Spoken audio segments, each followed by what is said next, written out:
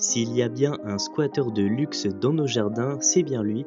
Vous l'avez sans doute déjà croisé, sûrement au bord des routes, le hérisson d'Europe est un petit mammifère aux mœurs nocturnes qui fréquente les milieux broussailleux assez denses et n'hésite pas à s'inviter dans nos jardins et même en ville. Dès que le soleil se couche, ce petit mammifère s'empresse d'aller chercher sa nourriture. Au menu, il y a un peu de tout, des insectes, des vers, des escargots, des œufs ou même des fruits, enfin bref, un petit peu tout ce qu'il trouve et ce qui lui tombe sous le museau. Celui-ci est donc un omnivore opportuniste.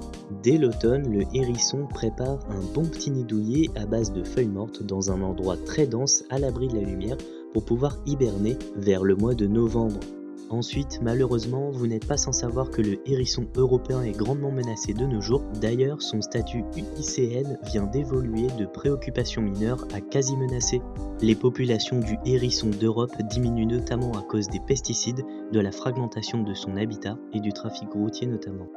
À notre échelle, on peut faire quelques petites choses pour aider cette espèce, notamment recenser les différentes observations de hérissons que l'on peut faire.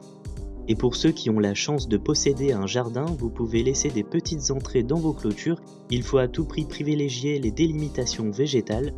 Vous pouvez aussi laisser de la végétation spontanée à la belle saison et en même temps laisser du bois mort à disposition pour qu'il puisse facilement hiberner.